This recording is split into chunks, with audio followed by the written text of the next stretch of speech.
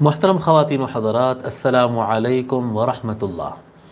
اللہ تبارک و تعالیٰ کا یہ عظیم فضل و احسان ہے کہ ہم قرآن کریم کا سلسلہ وار مطالعہ کر رہے ہیں، اور ہم سورہ فاتحہ کے بعد سورہ بقرہ کی 9 آیتوں کی تفسیر ہم پڑھ چکے ہیں، انشاءاللہ تعالیٰ آج ہم اس کے آگے پڑھتے ہیں۔ آیت نمبر 10 11 انشاءاللہ تعالیٰ آج پڑھتے ہیں، اور بیان ہمارا چل رہا تھا، اللہ تبارک و تعالیٰ کا بیان چل رہا تھا منافقین سے متعلق جو 13 آیتیں کنٹینیو اللہ تبارک و تعالیٰ بیان فرمایا، اس میں کی 2 آیتیں ہم پڑھیں، اور وہ 2 آیتیں تھیں وَمِنَ النَّاسِ مَن يَقُولُ آمَنَّا بِاللَّهِ وَبِالْيَوْمِ الْآخِرِ وَمَا هُمْ بِمُؤْمِنِينَ، اور لوگ میں وہ بھی ہیں جو کہتے ہیں کہ ہم اللہ پر ایمان لاتے ہیں، ہم اللہ پر اور آخرت پر ایمان رکھتے ہیں، وَمَا هُمْ بِمُؤْمِنِينَ، جبکہ وہ مومن نہیں ہوتے۔ ہم اس میں بتائے تھے کہ اس میں اللہ تبارک و تعالیٰ بیان کیا ہے کہ منافقت کی بنیاد جھوٹ ہے، کہ وہ اندر ایمان نہیں رکھتے ہیں لیکن لوگ سے کہتے ہیں کہ ہم کو اس پر یقین ہے، اللہ پر یقین ہے اور آخرت پر یقین ہے، جبکہ ان کو یقین نہیں رہتا۔ یخادعون اللہ والذین آمنوا وما یخدعون الا انفسهم وما یشعرون، وہ اللہ تعالیٰ کو دھوکہ دیتے ہیں اور ایمان والوں کو دھوکہ دیتے ہیں۔ اللہ کو دھوکہ دینے سے مراد رسول اکرم صلی اللہ علیہ وآلہ وسلم کو دھوکہ دینا ہے۔ اللہ تبارک و تعالیٰ اپنے محبوب کی عظمت کو بیان کرنے کے لیے جہاں پر حضور کو لوگ دھوکہ دینے کی کوشش کیے تو اللہ تبارک و تعالیٰ اس کو اپنی طرف منسوب کرتا ہے کہ میرے محبوب کو دھوکہ دینا مجھ کو دھوکہ دینا ہے۔ اس اللہ تبارک و تعالیٰ کا یہ محبت کا اور اپنے محبوب کی عظمت بتانے کا انداز ہے۔ تو یخادعون اللہ والذین آمنوا، وہ اللہ تعالیٰ کو، اللہ کے رسول کو دھوکہ دینا چاہتے ہیں، دھوکہ دیتے ہیں ان کی اپنی دانش میں، ان کی سوچ میں۔ وہ لوگ منافقین یہ سمجھتے ہیں کہ ہم دھوکہ دے رہے ہیں، اللہ کے رسول کو ہم دھوکہ دے رہے ہیں، وہ سوچتے ہیں اللہ کے رسول کو وہ دھوکہ دیتے ہیں، ایمان والوں کو دھوکہ دیتے ہیں۔ وما یخدعون الا انفسهم، اور حقیقت یہ ہے کہ وہ صرف اپنے آپ کو ہی دھوکہ دے رہے ہوتے، وہ نہ اللہ کو دھوکہ دے رہے ہیں، نہ اللہ کے رسول کو، نہ ایمان والوں کو، بلکہ حقیقت میں صرف اپنے آپ کو دھوکہ دے رہے ہیں۔ وہ سمجھ رہے ہیں کہ ہم لوگ کو دھوکہ دے کر نقصان پہنچا رہے ہیں، بلکہ حقیقت یہ ہے کہ ان کو خود کو دھوکہ ہو رہا ہے، خود کو نقصان ہو رہا ہے۔ وما یشعرون، اور اس بات کا ان کو سینس نہیں ہے، شعور نہیں ہے۔ آگے پڑھتے ہیں، بسم اللہ الرحمن الرحیم۔ فی قلوبہم مرض فزادہم اللہ مرضا وَلَهُمْ عَذَابٌ أَلِيمٌ بِمَا كَانُوا يَكْذِبُونَ۔ اللہ تبارک و تعالیٰ بیان فرماتا ہے فی، اس کی تقطیع ہم کر لیتے ہیں، فی کہتے ہیں میں، قلب کی جب قلوبہم میں ہم اضافہ ہے، قلوب پلورل ہے، اس کا واحد ہے قلب، اور غالباً ہم پیچھے بیان کر چکے ہیں۔ فی قلوبہم، قلوب پلورل ہو گیا، جمع ہو گئے، قلوبہم کا مطلب ان کے، فی قلوبہم ان کے دلوں میں، فی قلوبہم ان کے دلوں میں، مرض بیماری، ان کے دلوں میں مرض ہے، بیماری ہے۔ فزادہم، فا پس، تو زادہم زادہ اضافہ کیا، ہم ان کو، زادہم اضافہ کیا ان کو، پس اضافہ کیا ان کو، اللہ کس نے کیا؟ اللہ نے کیا۔ تو بس اللہ تعالیٰ نے ان کو اضافہ کیا، کس چیز میں اضافہ کیا؟ مرضاً، ان کی بیماری میں۔ وہ ان کے دلوں میں بیماری ہے تو اللہ تبارک و تعالیٰ ان کی بیماری میں اضافہ کیا یا ان کو مزید بیماری عطا فرمایا۔ جی، وَلَهُمْ عَذَابٌ أَلِيمٌ، وَلَهُمْ، اور ان کے لیے، لہم ان کے لیے، عذاب، عذاب ہے۔ عذاب کے بارے میں ہم بتا چکے ہیں، عذاب کو عذاب کیوں کہتے ہیں؟ عذاب کا اصل معنی جدا کرنا، الگ کرنا ہوتا ہے، کیونکہ آدمی کو جو چیزیں آرام دیتی ہے اس سے الگ کر دیا جاتا ہے، اس لیے اس کو عذاب کہتے ہیں۔ انسان کو تکلیف کب ہوتی ہے؟ انسان کو تکلیف اس وقت ہوتی ہے جن چیزوں سے آرام اس کو ملتا ہے وہ چیزیں اس سے سلب کر لیا جائے۔ لیٹتے وقت آدمی کو نرمی اور گدے پر آرام ملتا ہے، وہ نرمی کو ہٹا لیجئے، وہ سختی پر آ جائے گا، آٹومیٹک وہ ایک عذاب میں آ جائے گا۔ جی، بہت زیادہ ٹھنڈ لگ رہی ہے، اس کے موٹے اور مضبوط کیا کہتے ہیں، موٹے جو کپڑے ہوتے ہیں گرمی دینے والے کپڑے، وہ اس سے دبیز کپڑے جو ہے وہ نکال دیے جائے تو وہ عذاب میں آ جاتا ہے۔ بہرحال اعلیٰ حد القیاس، تو عذاب وَلَهُمْ عذاب، اور ان کے لیے ایک ایسا عذاب ہے، کیسا عذاب؟ علیم، علیم دردناک، دردناک۔ حضرت بحر العلوم رحمۃ اللہ علیہ فرماتے ہیں یہ آدمی کی صفت ہے، علیم اصل میں عذاب کی صفت نہیں بلکہ یہ آدمی کی صفت ہے، یا دردناک، درد آدمی کو ہو رہا ہوتا، لیکن یہاں پر دردناک عذاب کہا جا رہا ہے۔ یعنی تفسیر میں ہم جب جامعہ میں پڑھتے تھے، جامعہ نظامیہ میں، تو تفسیر جلالین میں جو ہے عذاب علیم ای مؤلم، یعنی ایک ایسا عذاب جس کو خود درد دیا گیا ہے، یہ ایک انداز ہے، یعنی بہت بہت زیادہ خطرناک ہونے کا۔ یعنی اللہ تبارک و تعالی جو جہنم کی آگ بھڑکایا ہے، اور وہ جو جہنم ہے، احادیث شریفہ میں آتا ہے کہ وہ اس کی آگ ایسی ہوتی ہے کہ آگ ہی ایک دوسرے کو کھا رہی ہوتی ہے، ایک آگ کا شعلہ دوسرے آگ کے شعلے کو کھا جاتا ہے، آگ ہی ایک دوسرے کو کھا رہی ہوتی ہے۔ تو ایک تعبیر ہے، ایک بیان کرنے کا یہ انداز ہے کہ اتنا خطرناک ہوتا ہے کہ وہ خود جو ہے اپنے آپ میں اس طرح سے اپنے آپ کو کھا رہی ہے، تو اتنی خطرناک ہوتی ہے۔ تو عذاب علیم مؤلم، یہ علیم کی صفت اصل میں درد کا صفت انسان کے ساتھ ہونا تھا، لیکن عذاب کے ساتھ بیان کیا گیا، یہ بتانے کے لیے کہ بہت ہی دردناک ہوتا ہے۔ کیوں اللہ تبارک و تعالیٰ ان کو اتنا دردناک عذاب دے گا؟ وَلَهُمْ عَذَابٌ عَلِيمٌ بِمَا، بوجہ جو کچھ وہ، ما جو، بِمَا بوجہ جو کچھ وہ، کانو تھے، یکذبون جھوٹ کہتے، بوجہ وہ جو کچھ جھوٹ کہتے تھے۔ دیکھیے ہم بتائیں کہ نفاق کی بنیاد جھوٹ پر ہے، جی وہ ایمان نہیں رکھتے اور ایمان ہے کہتے تھے لوگ سے، اور لوگ کو دھوکہ دینے کی کوشش کرتے تھے، تو ان کی بنیاد جھوٹ پر ہے، اور جھوٹ کے ساتھ اللہ تبارک و تعالی عذاب علیم بیان فرمایا، وَلَهُمْ عَذَابٌ عَلِيمٌ بِمَا كَانُوا يَكْذِبُونَ۔ اور افسوس کی بات ہے، یعنی اتنی خطرناک بات ہے، یہ تو منافقین سے متعلق ہے، اور ہم جیسا کہ پچھلے درس میں بتائے تھے کہ منافقت کی پہلی علامت، منافقت کی سب سے پہلی علامت اور منافقت کی بنیاد جھوٹ ہے، اور آج ہم دیکھتے ہیں ہماری سوسائٹی میں کثرت سے جھوٹ بولا جاتا ہے، سوسائٹی میں ہم دیکھتے ہیں کہ کثرت سے جھوٹ بولا جاتا ہے، اور جھوٹ اتنا عام ہو چکا ہے، کوئی چھوٹی جھوٹ بول رہا ہے، کوئی بڑی جھوٹ بول رہا ہے، بڑی جھوٹ بول کر آدمی کو آج کل اکثریت کو تو ایسے بڑے جھوٹ بول کر بھی شرم نہیں آ رہی ہے، جو آدمی بڑی جھوٹ بول رہا ہے وہ یہ سوچ رہا ہے کہ میں کتنا ماسٹر مائنڈ ہوں، اور میں جو ہے کتنا تیز دماغ والا، کتنا ہوشیار آدمی ہوں کہ میں جو ہے لوگ کو بیوقوف بنا دیا، بڑی جھوٹ بولنے والا۔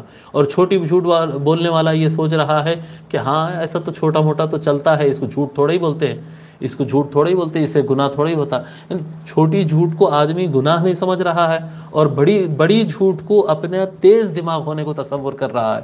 نہیں، یہ کیا ہے، یہ کیا ہے؟ اللہ تبارک و تعالیٰ فرمایا رہا کہ وہ کسی کو نہیں دھوکہ دے رہے، وہ اپنے آپ کو دھوکہ دے رہے۔ جو انسان جھوٹ بولتا ہے اس کے اندر صفت منافقت موجود ہے۔ ہمارے پاس عام طور پر جب بیان ہوتا ہے، جب واعظ کرتے ہیں تو واعظ حضرات بتاتے ہیں کہ منافقین کی علامت دیکھ لو، ان کے پینچے اونچے ہوتے ہیں، ان کے سروں پر گٹھے ہوتے ہیں، اور ان کے کلے ابھرے ہوئے ہوتے ہیں، اور جو ہے یہ کثرت سے قرآن پڑھتے ہیں، کثرت سے نمازیں پڑھتے ہیں، یہ علامت کے طور پر بتاتے ہیں۔ یہ میں بتاؤں آپ کو، یہ ضمناً علامت ہے، اصل علامت نہیں ہے۔ ضمناً علامت ہے کیسے؟ ضمناً علامت ہے اس طرح سے کہ یہ حضور اکرم صلی اللہ علیہ وآلہ وسلم ایک منافق کی طرف بتا رہے تھے، اور اس سے فتنہ پرور لوگ نکلیں گے یہ بتا رہے تھے، جبکہ وہ بہت زیادہ سنت پر سختی سے عمل کرنے والا آدمی تھا، یہ بتانا مقصود تھا۔ صحابہ جو کہتے کہ نا پینچے اس کے اونچے تھے، سرکار صلی اللہ علیہ وآلہ وسلم کا تہبند مبارک، آپ جو تہبند باندھتے تھے اپنے کیا کہتے ہیں کمر سے، وہ آدھی پنڈلی پر ختم ہو جاتا تھا، آدھی پنڈلی سے تھوڑا نیچے، تو یعنی پینچا یا تہبند جو ہے اونچا رہنا وہ تو سرکار کی سنت ہے جی۔ کیا کہتے ہیں ان کے سروں پر گٹھے ہوتے ہیں، آقا صلی اللہ علیہ وآلہ وسلم کثرت سے سجدہ کرتے تھے، اگرچہ کہ گٹھا نہیں ہوتا جی، یہ گٹھوں کی علامت تو نہیں آئی تو بہتر ہے، اگر کوئی بغیر خود کو اچھا سمجھنے لگتے ہیں یہ بہت خطرناک بات ہے، یہ ایسا بالکل نہیں سمجھنا چاہیے۔ بہرحال بتانا وہاں پر یہ مقصود تھا کہ یہ کثرت سے عبادت کر رہا ہے، لیکن اس سے ایک نسل نکلے گی جو امت میں فتنہ پروری کرے گی. تو یہ ایک ضمنی طور پر یہ منافق ہونے کی علامت بن رہی ہے. لیکن جو ڈائریکٹ علامت ہے جس کو اللہ تبارک و تعالیٰ ڈائریکٹ منافقت کی بنیاد بتایا ہے، اور حضور صلی اللہ علیہ وآلہ وسلم فرمائے آیت المنافق ثلاث اذا حدث کذب. منافق کی علامتیں 3 ہیں، جب وہ بولتا ہے تو وہ جھوٹ بولتا ہے. تو اب اس کے بعد وَإِذَا وَعَدَ أَخْلَفَ وَإِذَا اؤْتُمِنَ خَانَ، یہ سب بعد میں آ رہے ہیں. یہ سب سے بنیادی جھوٹ، اور ہر آدمی جھوٹ بول رہا ہے اور منافقین کو دوسرے فرقوں میں تلاش کر رہا ہے. جی آپ کسی سنی سے پوچھے تو وہ بولتے ہیں کہ بھئی ہم حق پر ہیں، اور شیعہ منافق ہے، اور اہل حدیث منافق ہے، اور دیوبندی منافق ہے، اور کھوجے منافق ہے، اور سب منافق ہیں. آپ شیعہ سے پوچھ لیجئے، وہ یہی بات بولے گا. شیعہ بولے گا کہ میں مومن ہوں، باقی سارے اہل سنت منافق ہے، اہل حدیث منافق ہے، وہ منافق ہے. آپ اہل حدیث سے سوال کر لو، وہ بولیں گے کہ ہم صحیح ہے، باقی سب منافق ہے. ایسا تھوڑی ہوتے منافق نہیں. یہ علمی اختلاف ہے، کوئی یقینی بات ہے کہ اس میں کوئی صحیح ہوگا، کوئی گمراہی پر ہوگا، پر اس پر منافق کا لفظ نہیں آتا ہے. منافق کس کے اوپر آئے گا؟ منافقت کی آغاز جھوٹ سے ہے. جھوٹ ہم میں سے جو آدمی بھی جھوٹ بول رہا ہے، بڑی جھوٹ بول رہا ہے، بڑا منافق ہے. چھوٹی جھوٹ بول رہا ہے، چھوٹی منافقت ہے. جھوٹ اور منافقت کا رشتہ بہت مضبوط ہے، بہت مضبوط ہے. اور یہ جھوٹ کی وجہ سے آج رزق میں تنگی آ گئی. جھوٹ بول کے زیادہ کما لیا سمجھتے لوگ. نہیں، جھوٹ بولنے سے رزق ستراس ہو جاتی ہے. دیکھو لوگ پہلے کم جھوٹ بولتے تھے اور مالی حالات اسٹیبل تھے لوگوں کے. آج جھوٹ میں اضافہ ہو رہا. انسٹیبلٹی دیکھیے آپ، فائنینشیل حالات میں جو ہے انسٹیبلٹی دیکھیے آپ. کسی بھی آدمی کے پاس کتنا بھی لاس ہو جا رہا ہے. جی آپ روٹی یا چاول بانٹنے کے لیے آپ سڑک پر نکل، لائن لگ رہی ہے، لوگ کی لائن لگ رہی ہے. کیا پہلے زمانے میں ایسا ہوتا تھا؟ جی آج سے 20 سال پہلے، 25-30 سال پہلے کا آپ تصور کریں، یا اگر نوجوان سن رہے ہیں تو وہ اپنے بڑوں سے پوچھے کیا پرانے زمانے میں اگر ایسا بانٹنے نکلے تو اتنے افراد ملتے تھے؟ نہیں. لوگ کے اندر اسٹیبلٹی تھی، ایک اکانومیکل اسٹیبلٹی تھی. اتنا یعنی کیا کہتے ہیں، ایسے smart phones, T V, cars وغیرہ یہ سہولتیں نہیں تھی اس زمانے میں. یہ چیزیں ایجاد نہیں ہوئی تھی. ایک نارمل سمپل لائف ہوتی تھی، لیکن اسٹیبلٹی تھی. آج رزق کی کمی ہو گئی. آج کھانا برابر نہیں ہے، آج کپڑا برابر نہیں ہے. جس کے پاس ہے وہ دھوکہ دے کر، چوری کر کے، جی جھوٹ بول کر، اور لوگوں کا پیسہ کھا کر، رشوت لے کر، چوریاں کر کر، ان کے پاس بڑے بڑے بنگلے اور بڑا پیسہ ان کا جو ہے بنتے چلے جا رہا ہے. یعنی کمایا تو غلط رستے سے. الا ماشاء اللہ بہت کم لوگ ہیں جن کی حلال کمائی ہے اور وہ بہت ویل آف ہے. تو یہ پورے کیا کہتے ہیں اوور آل امت میں اور اوور آل ایک سوسائٹی اور کمیونٹی کے اندر یہ لیک آف منی، پیسے کی ایک دم قلت اور پیسے کی ایک دم زیادہ سخت ضرورت اور طلب کیوں بڑھ گئی ہے؟ اتنے حالات خراب کیوں ہو چکے ہیں؟ لوگ لائنوں میں کھڑے ہو کر راشن لے رہے ہیں. کوئی ویلفیئر تنظیم آ کر بانٹنے لگے، سبوں کی لائن سامنے بن جا رہی ہے. یہ کیوں ہو رہا ہے؟ یہ جھوٹ کی کثرت سے ہو رہا ہے. حضور صلی اللہ علیہ وآلہ وسلم فرمایا الکذب ینقص الرزق. جی جھوٹ رزق کو کم کر دیتا ہے، اور جھوٹ بول کر لوگ کما رہے سمجھ رہے ہیں. عذاب میں نہیں ہے تو کیا ہے؟ اللہ تبارک و تعالیٰ تو یہاں پر جو عذاب بیان کیا ہے وَلَهُمْ عَذَابٌ أَلِيمٌ بِمَا كَانُوا يَكْذِبُونَ، یقینی بات ہے کہ اس میں تو اصل عذاب تو آخرت کا ہی مراد ہے. عذاب علیم ان کو آخرت میں ہی ہوگا. لیکن کیا ہم دنیا میں اس عذاب سے محفوظ ہیں؟ آج دنیا میں ہمارے اندر، ہمارے گھروں کے اندر، معاشرے کے اندر سکون ہے؟ نہیں ہے سکون. نہ معاشی اعتبار سے سکون ہے. اور یہ ایک جھوٹ کذب ایک ایسی خطرناک چیز ہے کہ اللہ تبارک و تعالی اس کو لعنت کے ساتھ مربوط کیا ہے. نجعل لعنت اللہ علی الکاذبین.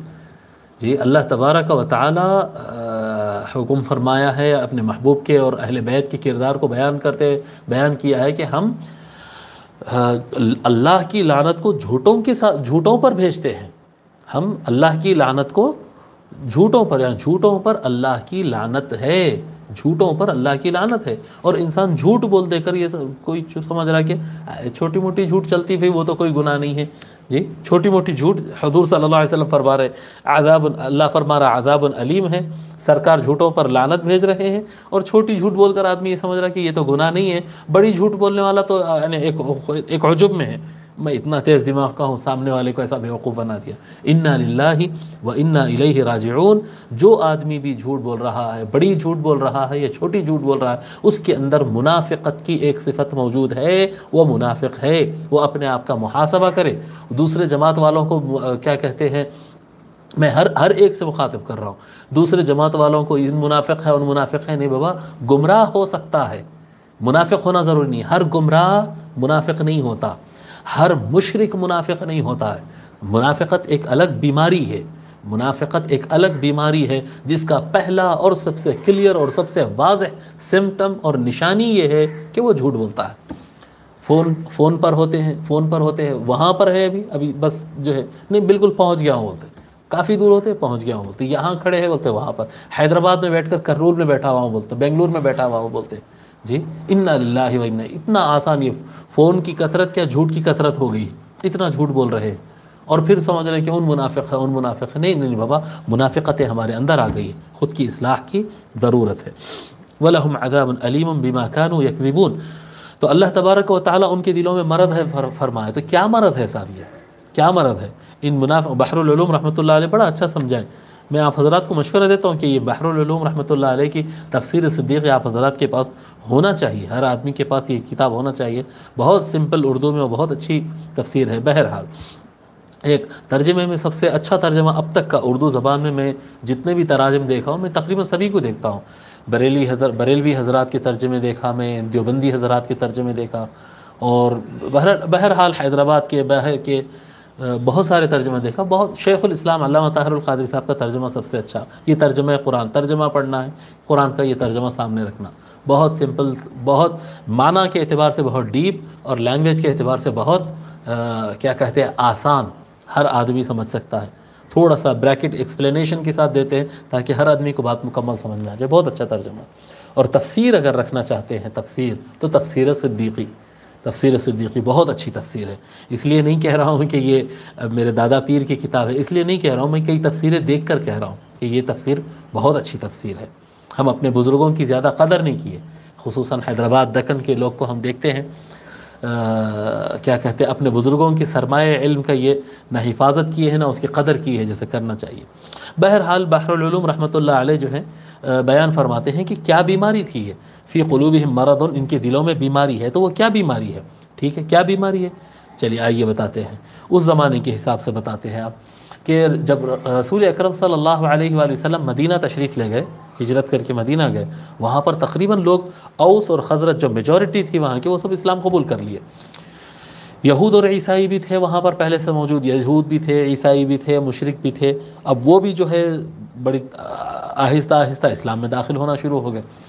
اب کئی راہب اور ان کے فادرز جو ہوتے ہیں، ان کے احبار جو ہوتے ہیں، یہودیوں کے جو علماء ہوتے ہیں، وہ بھی اسلام میں داخل ہونے لگے. آہستہ آہستہ ان کے علماء اسلام کی طرف جا رہے ہیں، عوام اسلام کی طرف جا رہی، تاجر اسلام کی طرف جا رہے ہیں، خال لیڈر بھی چلے جا رہے ہیں. لیکن زیادہ تر لیڈر جن کا ہولڈ چلتا تھا، جن کا پاور چلتا تھا، ان کو یہ محسوس ہونے لگا کہ پاور تو ہمارے ہاتھ سے چلے گیا، پاور تو ہمارے ہاتھ سے، ہماری لیڈر ہی ختم ہو گئی ہے. کافر رہے تک بھی، تو پھر وہ اپنے آپ کو لیڈر بنانے کے لیے پھر وہ کیا کیے، وہ اسلام قبول کر لیے، کلمہ پڑھ لیے. وہ ایمان لائے اس لیے کلمہ نہیں پڑھے، وہ دیکھے کہ پھر میجورٹی اس طرف ہو رہی ہے. یہ لیڈرز کا یہی پرابلم رہتی، یہ جو بی جے پی ہے، یہ جو کانگریس ہے، یہ ایک ملک کا نہیں، تقریباً ہر ملک کا، وہ یہ نہیں، ان کی اپنی آئیڈیالوجی، ان کی اپنی سوچ کارنر ہوتی ہے.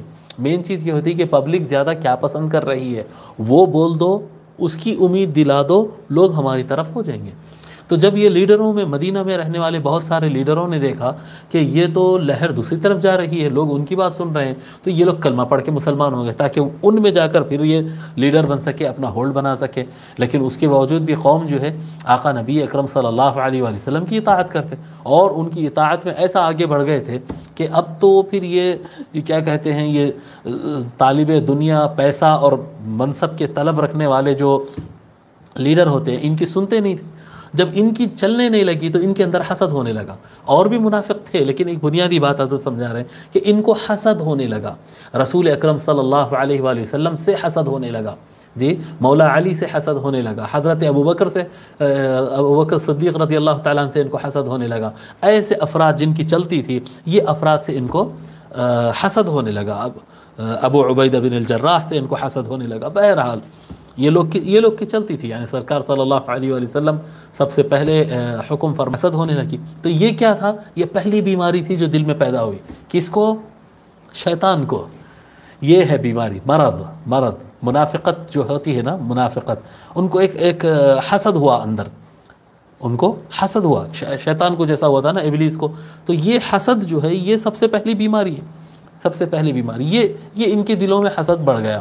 اور حسد، حضرت قبلہ لکھتے ہیں کہ حسد کی وجہ سے یہ لوگ حضور کو نقصان کچھ نہیں پہنچا سکے، سرکار صلی اللہ علیہ وآلہ وسلم کو نقصان پہنچا رہے ہیں، مسلمانوں کو نقصان پہنچا رہے ہیں، ٹیمپروری طور پر ٹینشن پیدا کر دیتے تھے، اونچ نیچ کر دیتے تھے، لیکن اوورال کیونکہ وہ اللہ کی راہ پر استقامت سے، ثابت قدمی سے رہتے، تو وہ یہ نقصان پہنچانا چاہتے لیکن ہوتا نہیں نقصان، آئے دن اسلام پھلتا ہی گیا، پھولتا ہی گیا، مسلمانوں کی تعداد بڑھتے گئے، ان کی حسد کی آگ بڑھتی ہی چلے گی۔ فزادہم اللہ مرضا، ان کے دلوں میں مرض تھا، مرض منافقت، مرض حسد، جی ان کے دلوں میں مرض تھا، تو اللہ تبارک و تعالیٰ کیا کیا؟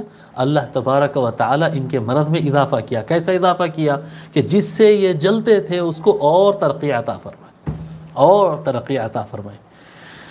اللہ اللہ، کیا وہ کسی شاعر کا شعر یاد آ رہا ہے، کبھی کبھی میرے والد صاحب سناتے تھے، یابا کبھی کبھی سناتے تھے تو وہ یاد آ رہا ہے شعر، کیا فرماتے تھے؟